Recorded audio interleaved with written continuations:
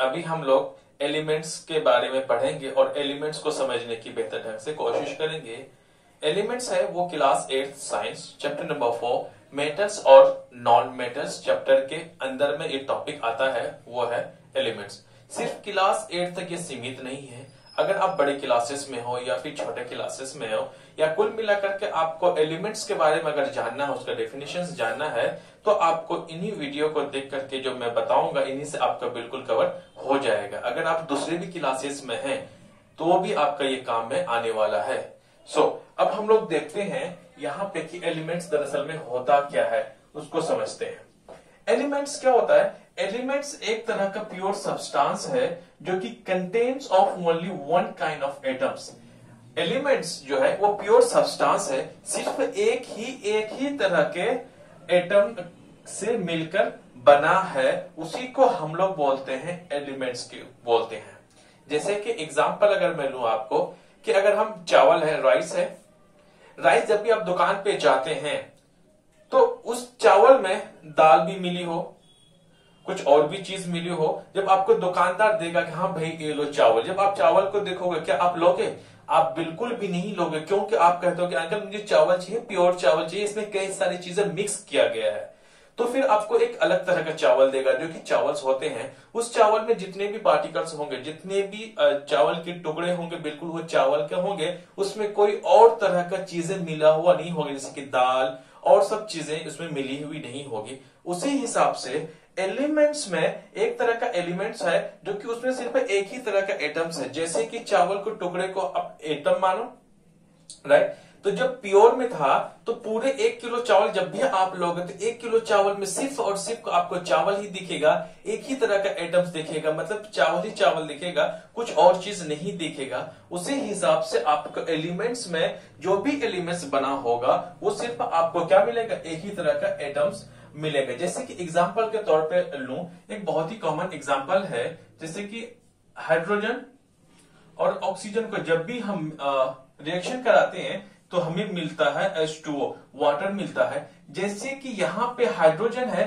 ये अपने आप में क्या है? एक एलिमेंट है। ऑक्सीजन का 2 मॉलिक्यूल्स है, मॉलिक्यूल्स 10 रहे, 2 रहे, 1 रहे, 1000 मॉलिक्यूल्स रहेगा, लेकिन वो ऑक्सीजन का ही रहेगा, कोई दिक्कत नहीं, क्योंकि चावल के 1 किलो चावल में सिर्फ एक चावल तो नहीं होता है ना, एक चावल रहेगा तो भी प्योर कहलाएगा। अगर 1000 पीस ऑफ राइस रहेगा तो भी वो चावल ही कहलाएगा। इसी तरह से एक ऑक्सीजन रहेगा तो भी शुद्ध रहेगा, सिर्फ क्योंकि इसमें जो पार्टिकल्स होना चाहिए, जो एटम होना चाहिए, वो सिर्फ एटम किसका? ऑक्सीजन का होना चाहिए। तो ऑक्सीजन भी अपने आप में क्या है? एक एलिमेंट है, राइट? मैं मेटल और नॉन मेटल की मैं बात बिल्कुल भी नहीं कर रहा हूं। मैं आपके में समझाऊंगा कि मेटल और नॉन मेटल कहां, सिर्फ एलिमेंट्स को समझाने की मैं कोशिश कर रहा हूं, क्योंकि अक्सर बच्चे इस चीज में कंफ्यूजन हो जाते हैं, कभी मेटल्स, कभी नॉन मेटल्स और कभी एलिमेंट्स के चक्कर में पड़ जाते हैं। वो जी इतना समझो। अब एलिमेंट्स है, ये भी एलिमेंट्स है, अपने आप में एलिमेंट्स में बोलूंगा। जब आप देखोगे कि इस वाले चीज में यहां पर आपके कितने एलिमेंट्स आ गए? 2 एलिमेंट्स आ गए। 2 एलिमेंट्स आने का मतलब यहाँ पे 2 तरह के एटम आ गया। एक तो आपका हाइड्रोजन का भी एटम है, दूसरा ऑक्सीजन का भी एटम है। तो ये हमको क्या कहलाएगा जी? ये कहलाएगा कंपाउंड, ना कि एलिमेंट। तो हमने एलिमेंट को अभी मैंने समझाने को मैंने आपको कोशिश की कि एलिमेंट में सिर्फ एक ही तरह का एटम से मिल करके, जब एक ही तरह का एटम से मिल करके जो भी सब्सटेंस बनेगा, उस सब्सटेंस को हम लोग एलिमेंट कहेंगे।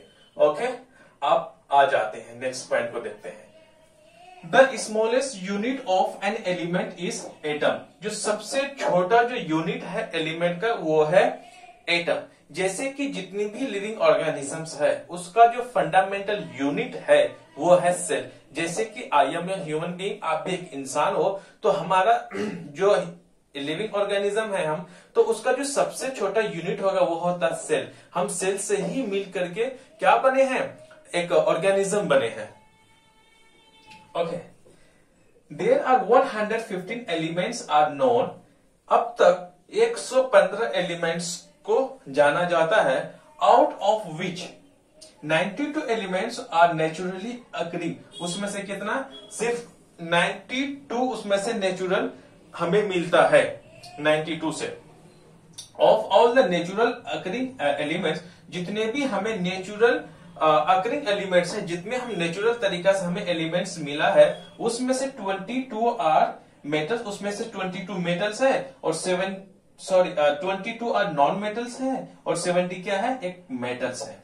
ये रहा। देखिए जब आप इसको पढ़ेंगे ना, आपको सिर्फ आपको व्हाट इज एलिमेंट अगर होगा तो आपको सिर्फ यहां से यहां तक लिखेंगे, आपको व्हाट इज एन एलिमेंट या फिर व्हाट इज एलिमेंट, तो आपका आंसर यहीं से मिलेगा। बट आपको एक थोड़ा सा डीप नॉलेज अगर चाहिए तो यहां चाहिए। अगर आप छोटे छोटे क्लासेस में हैं, अगर क्लास 8th में है तो व्हाट इज एलिमेंट तो आपका इसी से काम चल जाएगा। बट आपको थोड़ा और जानना है और क्लासेस के लिए फिर यहां से कंटिन्यू है। अगर आपको सिर्फ व्हाट इज एलिमेंट्स को जानना है कि एलिमेंट्स होता क्या है, तो आप यहां से इसको कर सकते हैं। बाकी का और इनसे कुछ पॉइंट्स जुड़े हुए हैं, मैं उसको डिस्कस कर देता हूं। ओके, इनमें से और जुड़ा हुआ है कि थोड़ा सा और ब्रॉड अगर हम जाएं तो वो यहां पर है, वो है लेवजियर। लेवजियर नामक एक साइंटिस्ट था, उसने ही मेटल्स और नॉन मेटल्स को क्लासिफाइड किया गया। नॉन मेटल्स और मेटल्स क्लासिफाइड किया गया, जब थोड़ा सा मैं यहां बताऊंगा आपको, तब फिर मैं आपको समझाने की कोशिश करूंगा। ओके, अब तो बात तो आगे समझ में। अब सेकंड पॉइंट है कि इसी एलिमेंट्स के अंदर में ये रहेगा मेटालॉइड्स। मेटालॉइड्स क्या होता है, the elements which possess the characteristics of both metals और non metals are called metalloids. Metalloids होता है जो कि मेटल और नॉन मेटल का दोनों का जो मिक्सअप कैरेक्टरिस्टिक्स होता है, उन्हीं को हम लोग बोलते हैं मेटालॉइड्स। जैसे कि अगर हम एग्जांपल के तौर पर अगर हम ले लें, जैसे कि बोरॉन, सिलिकॉन, आर्सेनिक, जर्मेनियम, ये सब के सब किसके एग्जांपल्स हैं, ये सब के सब एग्जांपल्स हैं मेटालॉइड्स का। अब हम लोग देखते हैं नेक्स्ट पॉइंट को, वो है the most abundant elements in the earth crust.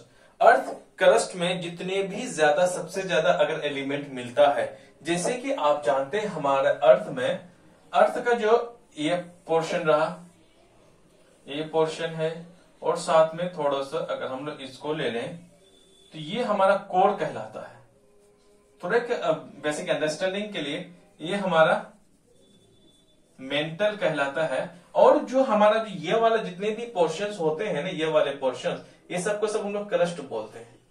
क्या बोलते हैं इसको, क्रस्ट बोलते हैं। जितने भी अर्थ का क्रस्ट में जो भी हमारे एलिमेंट्स मिलने वाला है, हमें यहीं पे मिलेगा। और हम लोग कहां पे रहते हैं, हम लोग इंसान जो ह्यूमन बींग्स है, और जितनी भी चीजें हम कहा अर्थ का क्रस्ट के टॉप लेयर पे रहते हैं, राइट। तो हमें यहीं से मिलता है।